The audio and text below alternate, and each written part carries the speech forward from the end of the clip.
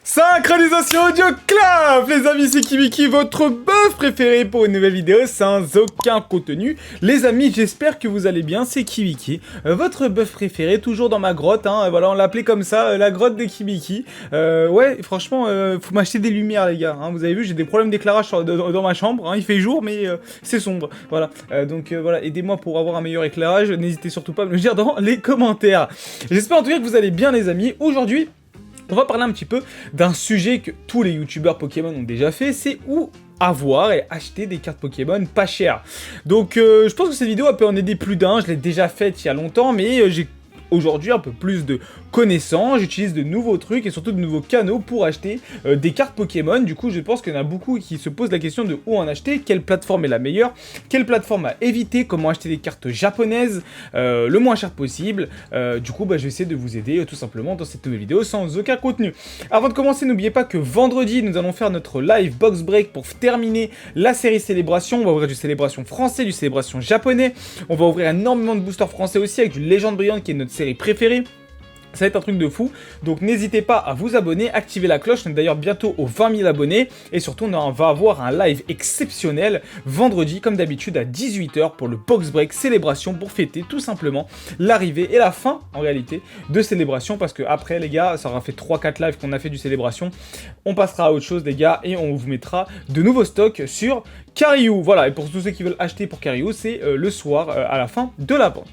Passons maintenant à comment acheter des cartes Pokémon pas chères. C'est une question que beaucoup de personnes vont se poser et je vais essayer voilà, de vous donner des petits tricks. Alors, déjà ça va dépendre de votre budget forcément et de qu'est-ce que vous recherchez.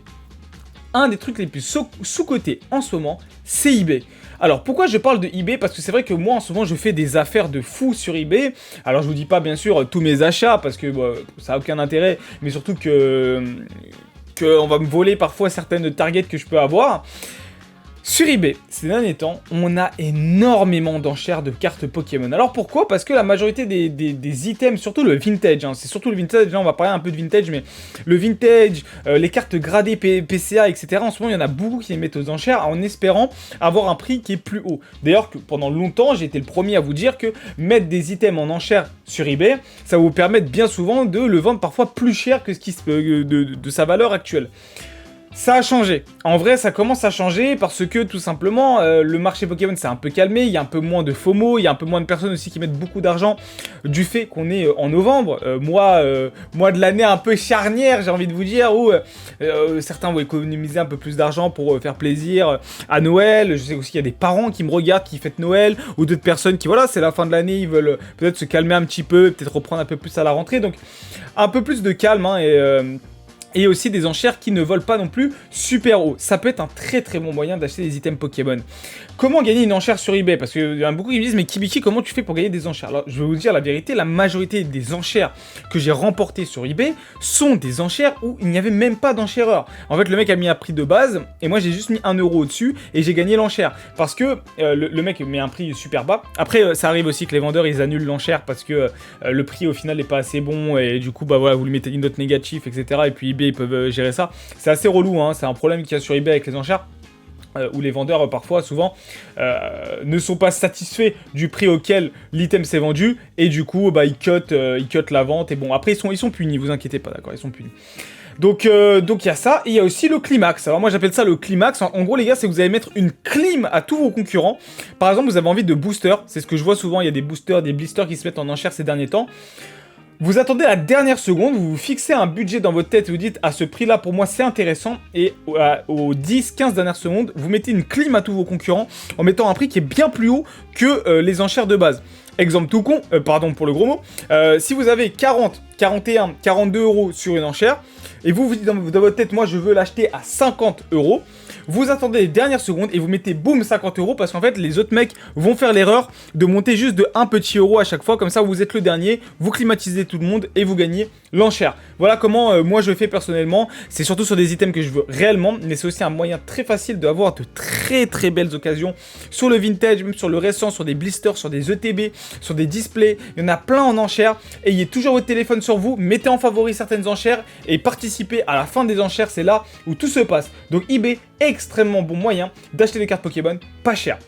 On continue tout simplement avec Card Market. Card Market, les gars, c'est le site un peu référence de Pokémon et là où vous trouverez normalement des cartes à l'unité le moins cher possible et bien souvent en plus en très très bon état. Les vendeurs Card Market pour moi sont gages de qualité, même si parfois il peut y avoir des petits soucis et vous allez me dire dans les commentaires que certains ont pu avoir aussi forcément des problèmes avec des vendeurs Card Market. Moi, ça s'est toujours très très bien passé. J'aime beaucoup Card Market. En plus, vous pouvez trouver aussi du japonais qui n'est pas forcément très très cher. Vous avez une super base de données où vous pouvez retrouver un peu tout. Vous pouvez en plus comparer les prix, c'est vachement bien. Attention aussi à certaines cartes de ne pas contacter le vendeur Card Market. Pourquoi je vous dis ça? Je pense à Pokémo qui m'a raconté une histoire où il voulait une carte vintage, excusez-moi. Un Pokémon qui voulait voilà, une carte vintage et cette carte vintage en fait il a demandé au vendeur de baisser le prix de 3 $ s'il y avait moyen. Le mec, une fois qu'il a vu ça, il a monté le prix. Donc des fois, les vendeurs sur Card Market sont un peu malhonnêtes et dès qu'ils voient ça, bon, ils essayent de monter les prix. Mais Card Market, ça reste quand même une super référence pour acheter des cartes. Attention aussi aux pays où vous les achetez. La TVA et la douane peuvent vraiment ruiner certains achats sur Pokémon. Donc attention à Card Market aussi. Faites attention aux pays que vous allez choisir. Mais Card Market reste un site excellent pour faire des bonnes affaires sur Pokémon. Et moi, bien souvent, les cartes que j'achète pour la boîte à cadeaux, parce que j'achète des cartes à l'unité pour la boîte à cadeaux, des petites holographiques, etc. Je les cherche sur Card Market et j'essaie de prendre les moins chers possibles avec le meilleur état pour me permettre d'avoir une grosse boîte à cadeaux avec des cartes vachement cool. Je pense notamment au Kangourou X, qui est une carte que j'ai vraiment payé très très peu cher. Et pourtant, bah, quand tu donnes un petit Kangourou X à quelqu'un, il est vachement content. Donc Card Market, c'est aussi une super idée pour faire des affaires. Bien sûr les gars, on l'oublie bien souvent, mais les brocantes restent quand même des super points d'achat pour acheter des cartes Pokémon pas chères. Je sais que les gens vont se dire, mais Kibiki, les brocantes en ce moment c'est n'importe quoi, il y a des fausses de partout. C'est vrai, mais si vous avez une bonne expertise en Pokémon, que vous aimez beaucoup Pokémon et que même vous suivez ces vidéos régulièrement, vous trouvez du premier coup d'œil les cartes fausses. Donc ayez en tête des objectifs de collection, des cartes dont vous connaissez la valeur en loose et aussi en pas très bon état, parce que souvent ces cartes-là vont être en mauvais état dans les brocantes, c'est souvent ce qui se passe, vous allez encore pouvoir faire des affaires. Attention, bien sûr, les brocantes, ce n'est plus aussi bien qu'avant, surtout avec la hype de Pokémon. Mais voilà, ça baisse un petit peu, je pense que les gens sont moins chauds de se lever le matin, surtout quand il fait froid. Donc si vous êtes courageux pour aller faire les brocantes, et d'ailleurs je vous tire le chapeau, il y a des affaires de fou à faire. On m'a montré des célébris brillants en brocante à 5 €, enfin on m'a montré des trucs de fou en brocante parfois qui se passent. C'est un excellent moyen d'acheter des cartes pas chères ou même faire des échanges pas chers, pardon. On continue aussi avec mon Discord. Ouais les gars, j'ai fait aussi un petite pub de mon Discord, mais sur mon Discord vous allez trouver souvent des bons plans. Je sais que voilà, je fais rarement la pub de mon Discord parce que c'est vrai qu'on est nombreux et je suis content, mais n'hésitez pas aussi sur mon Discord, on essaie de partager des bons plans. Il y a aussi un salon d'échange et de vente. Et de temps en temps, je regarde. Bon, je vous avoue que j'ai fait très peu de transactions avec les gens du Discord, à moins qu'il y ait vraiment, j'ai vraiment un coup de cœur. Mais c'est très bien aussi pour rejoindre la communauté, trouver des bons plans dans votre ville, parler avec des gens et des passionnés. Mon Discord va vraiment vous permettre de vous aider. Je pense qu'en France aujourd'hui, on fait partie des plus gros Discords de Pokémon. Et c'est vachement cool. Donc je vous remercie en tout cas de votre soutien d'ailleurs sur ce Discord. Et je passe un bisou amoureux à tous mes modérateurs et à toutes les personnes aussi qui sont du Discord. Aucune haine là-dessus. Bon, il y a encore des gens qui vont se plaindre, ils vont dire le Discord, on m'a banni et tout. C'est pas mon problème. Vous faites ça avec les modérateurs. Si vous avez été banni, c'est pour une bonne raison. Voilà, on continue les gars. Et c'est pas personnel aussi, hein. C'est pas parce qu'on vous bannit sur le Discord que moi j'ai quelque chose contre vous personnellement. Parce qu'il y en a qui le prennent personnellement. Et après vous insultez ma famille, vous me souhaitez des trucs pas bien. J'ai rien fait moi. Je suis en train juste d'aller à la salle et d'ouvrir des cartes Pokémon, c'est tout. On continue aussi les gars avec... Bon, il y a mon frère qui est en train de rager sur League of Legends, je sais pas si vous entendez, c'est assez drôle. On continue les gars, cette vidéo ça veut rien dire. On continue bien sûr les gars avec les magasins pour acheter pas cher, vous le connaissez. Pour moi, le magasin où j'ai trouvé les plus belles affaires, c'est Carrefour. Voilà, je vous le dis, moi, Carrefour, c'est vraiment là où j'ai fait mes plus belles affaires. J'ai acheté toutes mes cartes Duo de Choc là-bas, j'ai acheté tous mes blisters Duo de Choc là-bas, Harmonie des Esprits là-bas. J'ai pu acheter des trucs de fou à Carrefour. Aujourd'hui, c'est un peu plus compliqué. C'est compliqué de trouver certains items, mais Carrefour arrive toujours à vous sortir des items qui datent. Je sais pas comment. Je vous jure, je sais pas comment. Je sais pas comment Carrefour fait pour avoir autant d'items. Et parfois, c'est des items vraiment rares, hein, des blisters scellés, de tonnerre perdu, par exemple, qu'aujourd'hui, ça coûte super cher. Genre plein de trucs comme ça qui aujourd'hui coûtent vraiment extrêmement cher. Et à Carrefour, bah, il y en a plein. Voilà, sincèrement, il y en a plein. Et c'est vachement cool, c'est vachement intéressant. Aujourd'hui, c'est un peu plus compliqué, je veux dire, mais dans certains carrefours, notamment des carrefours de campagne, on peut même trouver parfois du Majesté des Dragons. J'en ai vu des personnes trouver ça, donc Carrefour pour moi reste une référence là-dessus parce que c'est les seuls qui sont capables de vous sortir des stocks qui datent vraiment et vous les remettre en rayon. Donc voilà. Le Carrefour aussi, n'hésitez pas à passer de temps en temps. Vous pouvez trouver vraiment des gros bangers. Passons maintenant au japonais. Vous êtes bien nombreux à vouloir commencer le japonais. J'ai plein de trucs à vous dire. Pour le japonais, le moins cher du moins cher, et nous, c'est qu'est-ce qu'on passe, c'est d'avoir un contact directement au Japon qui peut vous livrer. Pourquoi ça? Parce que vous évitez plein de frais, vous allez payer beaucoup moins cher et parfois vous esquivez aussi la douane. Voilà, soyons honnêtes, c'est aussi pour ça qu'on a envie d'avoir un contact au Japon. Sinon, vous pouvez avoir la même chose en passant par ce qu'on appelle des proxys. Ce sont des sites internet qui sont basés au Japon, qui vont en fait réquisitionner votre colis. Vous allez acheter, ils vont prendre le colis et ensuite vous l'envoyer. Ça coûte beaucoup moins cher parce que vous avez payé entre guillemets le prix japonais. Vous avez deux sites, Zen Market et Buyee, qui sont vraiment deux sites vraiment cool pour acheter des displays japonais pas trop chers. On a aussi Mercari, je crois, si je dis pas de bêtises. Vous pouvez aussi avoir des enchères, utiliser le Amazon Rakuten. Vous avez vraiment plein de trucs pour essayer d'acheter des cartes japonaises un peu moins chères. Card Market n'est pas la meilleure source pour s'approvisionner en japonais. Beaucoup achètent sur Card Market, c'est pas le meilleur. Buyee, Zen Market, Mercari, tous ces trucs-là sont un petit peu meilleurs parce que ce sont des proxys. Mais attention, faites toujours le calcul avant. Je vous prends un exemple, j'ai acheté il n'y a pas longtemps du Shiny Star V sur Zen Market parce que c'était pas cher.